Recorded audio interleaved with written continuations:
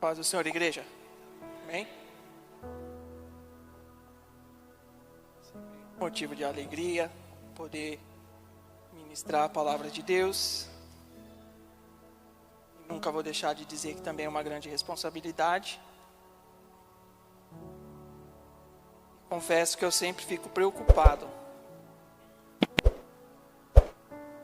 Senhor, será que é isso mesmo? Será que não é algo que eu quero falar e não, Senhor? Mas Deus sempre confirma. E eu louvo a Deus por isso. E a mensagem que eu quero ministrar hoje para o coração da igreja, o nosso irmão Eurico já começou no primeiro louvor. E Deus vai continuar falando através da sua palavra. E eu convido os irmãos a abrir vossas Bíblias no Evangelho de Lucas, capítulo 10.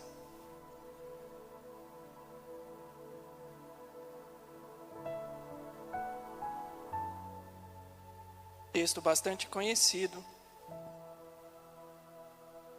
mas o Senhor tem sempre algo a nos ensinar. Lucas capítulo 10, a partir do versículo 25, a parábola do bom samaritano. 10, 25, a palavra de Deus diz: E eis que se levantou certo doutor da lei, tentando Jesus, dizendo: Mestre, que farei para herdar a vida eterna? E ele lhe disse: Que está escrito na lei? Como lês? E respondendo ele disse: Amarás o Senhor teu Deus de todo o teu coração, e de toda a tua alma, e de todas as tuas forças, e de todo o teu entendimento, e ao teu próximo como a ti mesmo. E disse-lhe Jesus: Respondeu bem, faze isso e viverás. Ele, porém, querendo se justificar a si mesmo, disse a Jesus: E quem é o meu próximo? E respondendo Jesus disse: Descia um homem de Jerusalém para Jericó e caiu nas mãos de salteadores, os quais o despojaram e, espancando, se retiraram, deixando-o meio morto. E ocasionalmente descia também, pelo mesmo caminho, certo sacerdote, vendo-o, passou longe. E de igual modo também um levita, chegando àquele lugar e vendo, passou longe. Mas um samaritano que de viagem chegou ao pé dele, vendo, moveu-se de íntima compaixão e, aproximando-se, atou-lhe as feridas, derribando-lhes azeite, e vindo e pondo sobre ele a sua cavalgura, levou-o para uma estalagem e cuidou dele. E partindo outro dia, tirou 2 dinheiros e deu-os aos hospedeiros, e disse-lhe: Cuida dele, e tudo que mais gastardes, eu te pagarei quando voltar. Qual, pois, destes 3 te pareceu que foi o próximo daquele que caiu nas mãos dos salteadores? E disse-lhe: O que usou de misericórdia para com ele. Disse, pois, Jesus: Vai e faze da mesma maneira. Mantenha a sua Bíblia aberta, feche os seus olhos. Senhor nosso Deus e Pai, estamos mais uma vez na Tua casa, na Tua presença e diante da Tua palavra. Te agradecemos pela oportunidade que já tivemos de Te louvar, de Te adorar, e já ouvir a Tua palavra no início deste culto. E agora pedimos mais uma vez, dá-nos a Tua palavra. Espírito Santo, fala aos nossos corações. É o que nós Te pedimos no nome santo de Jesus. Amém. Estamos diante de um texto bastante conhecido, essa parábola do bom samaritano. E, embora pareça simples a história, Jesus traz nela alguns ensinamentos, por exemplo, sobre salvação, sobre amor, sobre ações. E eu quero falar um pouco, então, sobre o que esse texto nos ensina, através da palavra de Deus. A palavra de Deus diz que certo homem, doutor da lei, se levantou, versículo 25, para colocar Jesus à prova. A palavra de Deus diz que ele se levantou, provavelmente então ele estava ali ouvindo os ensinos de Jesus. E em determinado momento ele se levantou para colocar Jesus à prova, não para fazer uma pergunta sincera, não para esclarecer uma dúvida sincera, mas para colocar Jesus à prova. E ele pergunta para Jesus: o que devo fazer para herdar a vida eterna? Jesus, versículo 26, responde a ele fazendo uma outra pergunta. Ele era um doutor da lei, então Jesus fala para ele: o que a lei diz? Como lês? Como você entende? Então, ele responde aqueles 2 mandamentos que o próprio Jesus resumiu toda a lei nestes 2 mandamentos. Mas isso que Jesus faz de responder a ele com uma outra pergunta, era na verdade um costume judeu.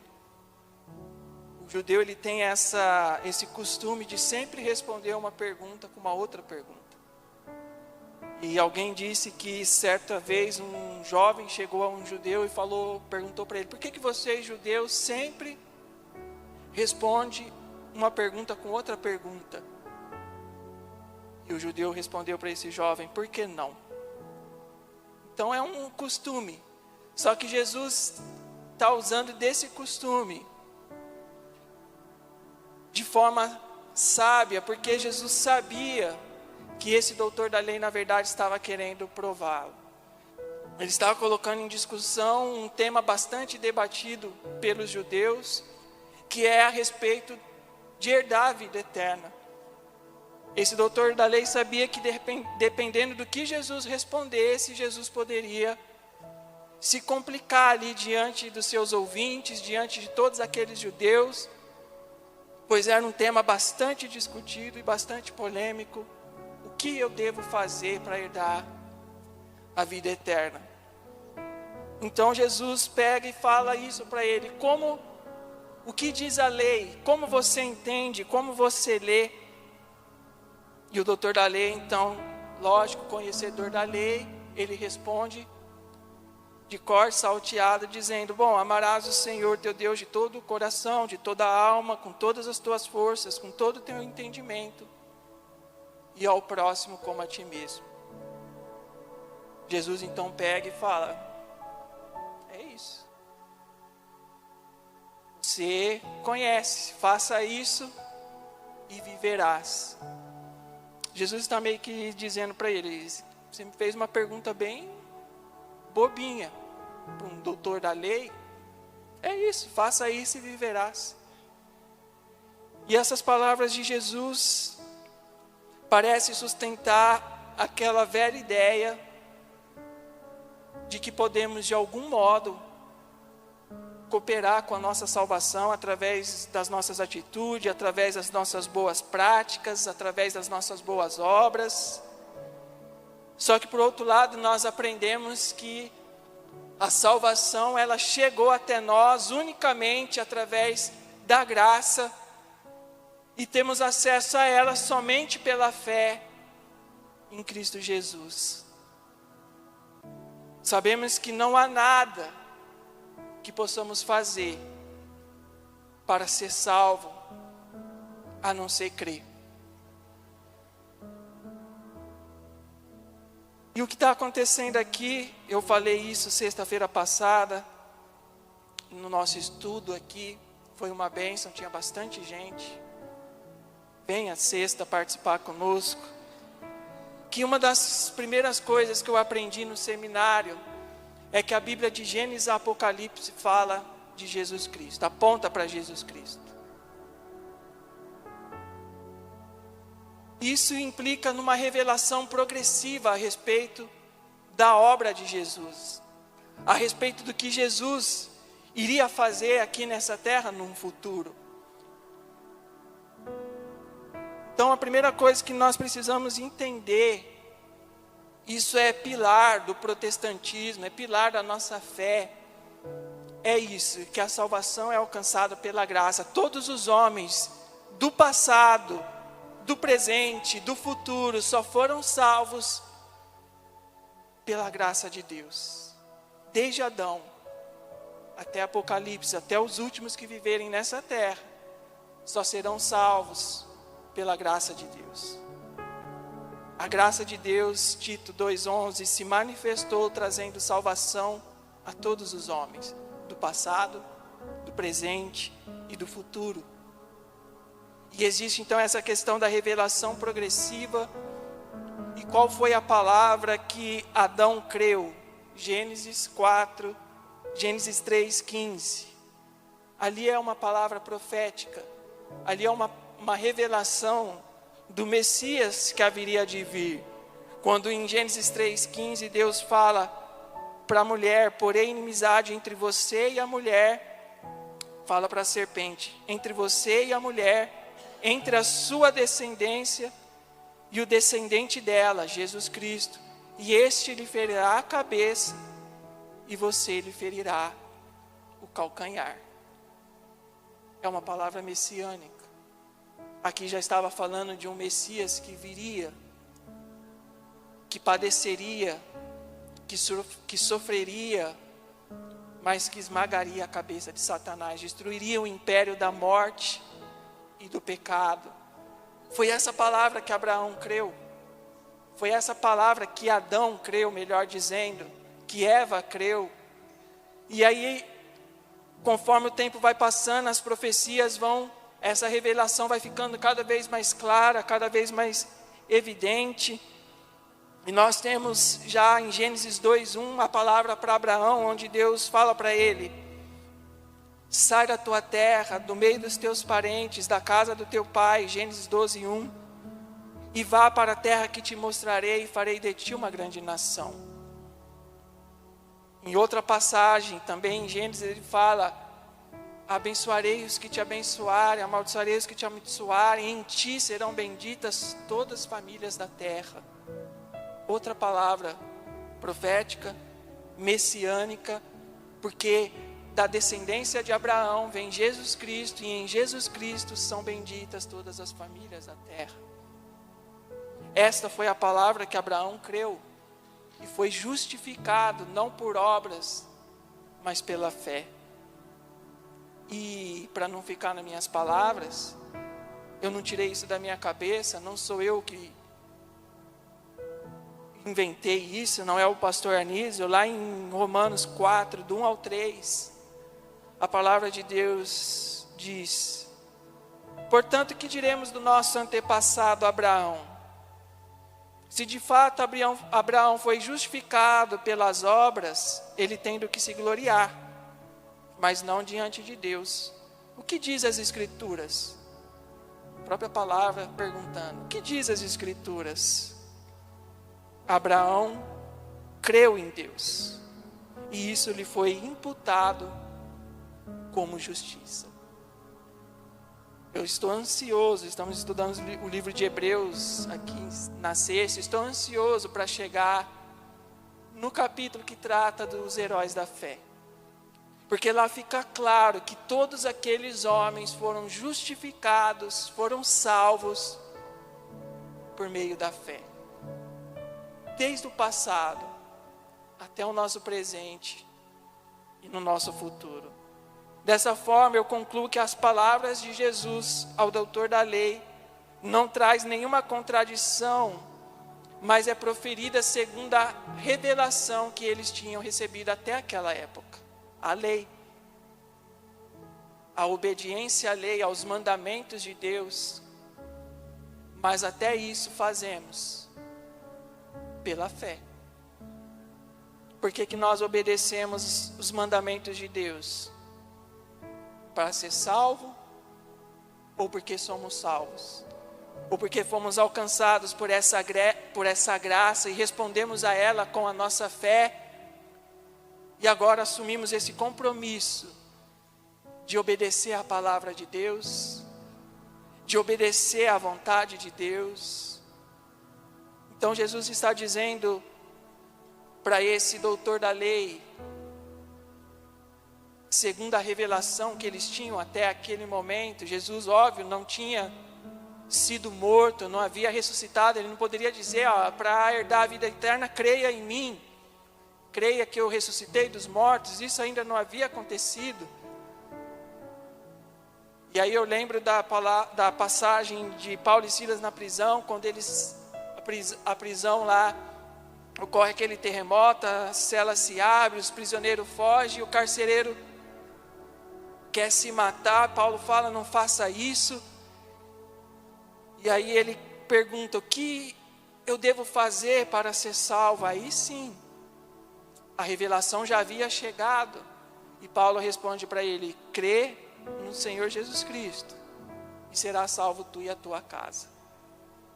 Então nós precisamos entender isso, essa revelação progressiva. E Jesus então fala para esse doutor da lei, segundo aquela revelação que eles tinham naquela época, e isso continua valendo para os dias de hoje, porque nós sabemos, ele mesmo resumiu toda a lei nesses 2 mandamentos, e é impossível dizer que você tem fé se você não ama a Deus, e é impossível dizer que você tem fé se você não ama o seu irmão. A fé verdadeira vai produzir esses frutos, vai produzir estas ações. E Jesus então fala para ele, você respondeu bem, faça isso e viverá. Então no versículo 29 fala que ele percebe, que fez uma pergunta meio boba, e ele, querendo então se justificar, pergunta para Jesus, quem é o meu próximo? Quem é o meu próximo? E talvez você já tenha feito essa pergunta também, quem é o meu próximo? Já se perguntou quem é o seu próximo? Ou já se perguntou o que é amar? Amar a Deus talvez não seja necessário muita discussão, é fácil amar um Deus que nos ama, que cuida de nós. E amar o próximo? E amar os inimigos, como Jesus falou. E eu recebi assistindo uma pregação, eu ouvi uma explicação a respeito do que é amar, que eu nunca mais me esqueci, e isso resolveu muitos dos meus conflitos. Eu passei a entender, sim, é possível amar o inimigo, quando a gente entende o que é amar. E amar é diferente de gostar. Muitas pessoas têm dificuldade de amar porque confunde amar com gostar. Amar é querer o bem. Gostar é querer perto. Então você não precisa querer o seu inimigo dentro da sua casa, sentado à sua mesa. Jesus não fala isso. Ele fala para você amar o seu inimigo. Ou seja, para você desejar o bem dele. Mas sim que ele fique bem longe. Eu não via Jesus comendo com fariseu, com escribas, com esses doutores da lei. Pelo contrário, Jesus os reprimia. Mas com certeza Jesus amava eles. Amava eles. Então, se nós entendermos isso, que amar é querer o bem, aí nós conseguimos amar a sogra, nós conseguimos amar os inimigos. Eu, André, consigo amar os corintianos. Por quê? É querer o bem, é desejar o bem, não o mal. Inclusive para os políticos que a gente não gosta. O crente às vezes fica desejando o mal. Por que não morre? Não tem um para ir lá e matar ele? Misericórdia. Deseja o bem. Ame. Amar é querer o bem. Gostar é querer perto. E óbvio, se você puder juntar as duas coisas, maravilhoso. Mas se não puder, ame. Deseje o bem, não deseje o mal. É isso que o Senhor Jesus nos ensina, nos ensinou. E o próximo? Quem é o próximo? A definição de próximo está na própria palavra. Quem é próximo? Próximo. Tem gente que acha que o próximo é todo mundo. E aí fala que ama todo mundo. E geralmente quem fala que ama todo mundo não ama ninguém. Cuidado. O próximo é o próximo. É quem está próximo. Não é quem está longe. Não é o chinês. É esse irmão que está aí ao seu lado. É o seu familiar. É o seu vizinho. É o seu colega de trabalho. Todos estes que estão próximos. Às vezes é mais fácil, né, colocar uma oferta de missões e mandar lá para a China. Estou amando o próximo. Mas não consegue olhar para a cara da esposa, do marido. Não consegue ir no domingo jantar, almoçar com a sogra. Quem é o nosso próximo? Quem está próximo. E Jesus, então, para responder, ele vai além desse conceito. E é a principal lição que eu quero deixar para nós nessa noite. Jesus, ele nos convida a algo mais. Ele nos convida a sair dos conceitos, a sair destas definições. E aí ele diz, então, respondendo ao doutor da lei, ele conta uma história, uma parábola, falando que um homem descia de Jerusalém para Jericó e no caminho caiu na mão de salteadores, de assaltantes, que o espancaram, bateram nele e deixaram ele meio morto ali, caído no caminho. Jericó ficava a cerca de 27 quilômetros de Jerusalém e geograficamente cerca de 1.000 quilômetros abaixo de Jerusalém, em nível. Então, para você sair de Jerusalém para Jericó, você tinha que descer. Era uma estrada muito movimentada, muitos viajantes e por isso também com muitos assaltantes. Muito provavelmente essa história que Jesus conta não é só uma história, muito provavelmente aconteceu de fato. E Jesus pega este exemplo para falar com esse doutor da lei e responder à pergunta dele, quem é o meu próximo? Então Jesus fala que também neste mesmo caminho descia o sacerdote.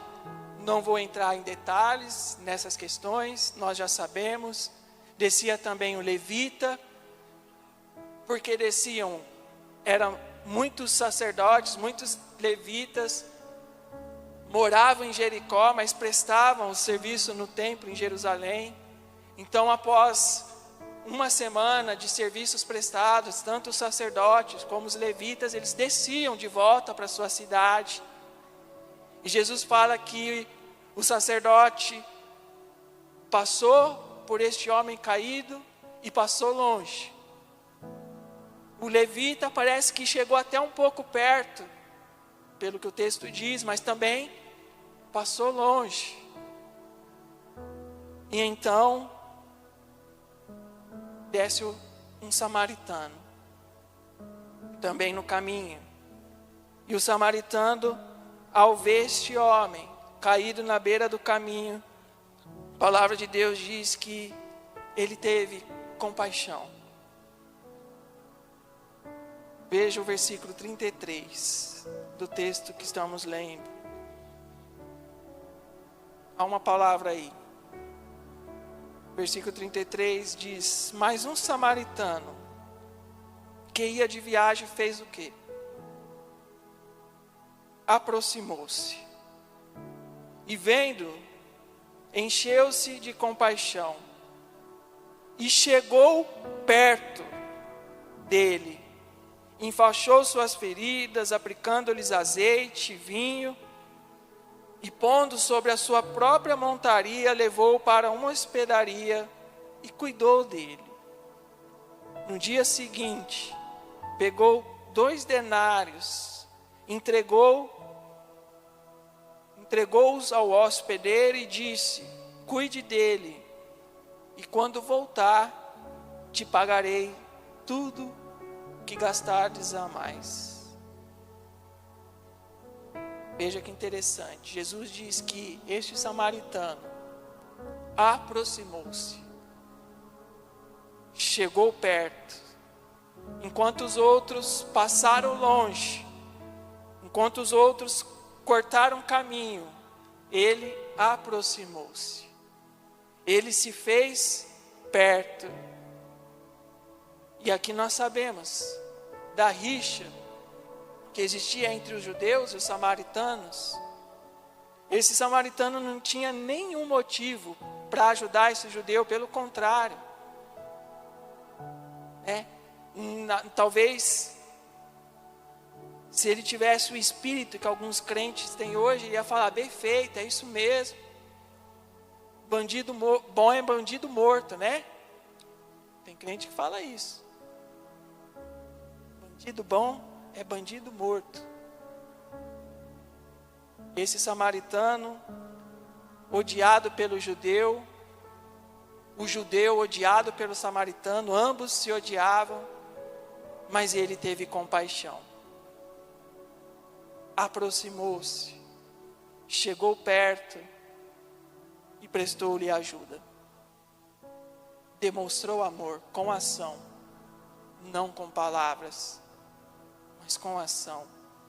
E então Jesus pergunta para o doutor da lei: qual destes 3 parece ter sido próximo do que caiu na mão dos assaltantes? Veja que interessante. O doutor da lei perguntou para Jesus: quem é o meu próximo? Jesus responde com mais uma pergunta ao doutor da lei, perguntando: quem foi o próximo do homem caído na beira do caminho? O doutor da lei respondeu: certamente aquele que teve misericórdia. Então Jesus disse: vai e faze o mesmo. Aí talvez isso assuste: nossa, eu tenho que sair lá na Badibacite, ajudar os moradores de rua. Não é isso que Jesus está falando. Jesus está falando: vai, faça o mesmo. Sabe o que Jesus está falando? Vai e faça a si próximo. Saia do conceito. Porque se a gente ficar definindo, ficar só nessa definição de quem é o meu próximo, isso não implica responsabilidade nenhuma. Mas quando Jesus diz: vai, faça a si próximo, Ele está dando uma ordem, uma instrução de fazermos próximos daqueles que já estão próximos, mas nós passamos longe, cortamos caminhos. Talvez o homem caído na beira do caminho é o seu marido, a sua esposa, o seu filho, que mora na mesma casa que você, divide o mesmo teto com você, mas você está longe, você não está próximo. Talvez o homem caído na beira do caminho é o nosso irmão, a nossa irmã, como o Eurico falou aqui no início do culto. E nós estamos às vezes distante, passamos longe, não olhamos na cara do irmão para não cumprimentar.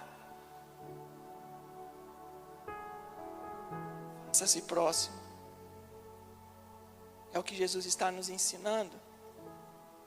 Faça-se próximo. Faça-se próximo daquele colega do trabalho que te perturba,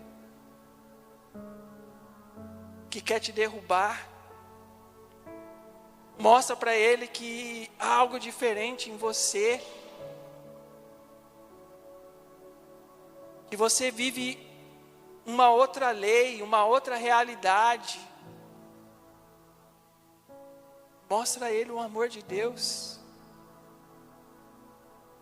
A palavra de Deus fala que Deus prova o seu amor para conosco, em que Cristo Jesus morreu por nós, sendo nós ainda pecadores.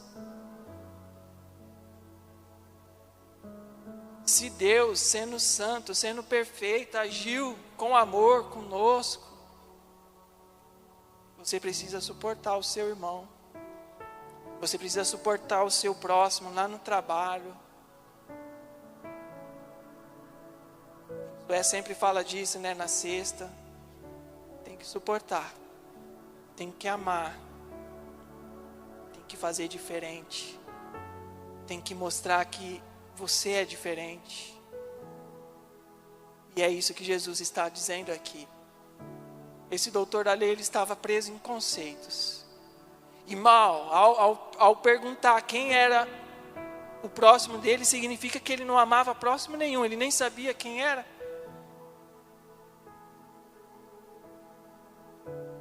Jesus então fala para ele: faça-se próximo. E ele fala para nós nessa noite: faça-se próximo.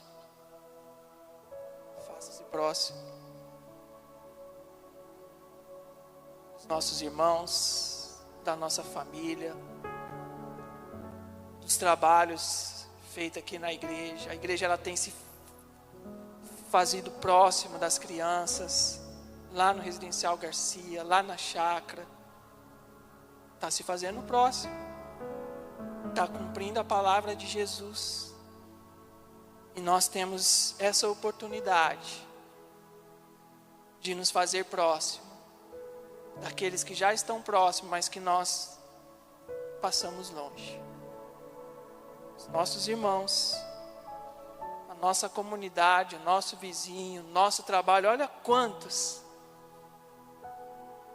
continua mandando oferta para o chinês. Não estou falando para não mandar, mas faça-se próximo daqueles que já estão próximos e nós não percebemos. Amém? Fique com essa palavra. Fique de pé.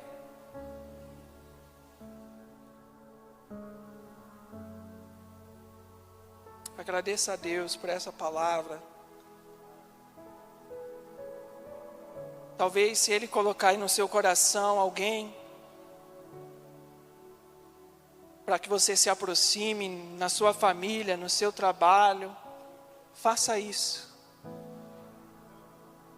Faça-se próximo, demonstrando amor, demonstrando o Deus que transformou a sua vida, que te fez ter uma nova mente, uma nova mentalidade, não de vingança, não de maldade, mas que ama, que deseja o bem. Senhor, nosso Deus e Pai, nós ouvimos a Tua palavra e te agradecemos pela Tua palavra, que nos ensina, que nos exorta a vivermos melhor, a sermos melhor a cada dia. A Tua palavra que nos exorta a amar verdadeiramente com ações, não só com palavras. E que possamos, ó Deus, nos fazer próximos, Senhor, dos nossos irmãos aqui na nossa comunidade, dos nossos familiares, nas nossas casas, da nossa vizinhança, no nosso trabalho, na nossa escola, faculdade. Que possamos, ó Deus, nos aproximar com amor e demonstrar o Teu amor, demonstrar o Jesus a quem servimos, que nos transformou, que nos fez nova criatura. Que essa palavra possa produzir vida em nossos corações. E que possamos verdadeiramente, ó Deus, agir, ter ações concretas no nosso dia a dia, se fazendo próximo e demonstrando o Teu amor. Obrigado, Deus, pela Tua palavra, pelo Teu ensino. E que o Teu Espírito Santo possa continuar guiando as nossas vidas, nos dirigindo, nos guiando. É o que nós te pedimos e te agradecemos pela Tua palavra. No nome santo de Jesus. Amém e amém. Fique com essa palavra, faça-se próximo no nome de Jesus. Glória a Deus, Deus abençoe, guarde a palavra no coração, não se esquecendo que sexta-feira nós estaremos aqui no estudo da palavra de Deus, às 20 horas, vamos estar juntos aqui aprendendo mais e mais do Senhor, amém? Deus abençoe a todos, Deus abençoe sua família, em nome de Jesus, vai com Deus.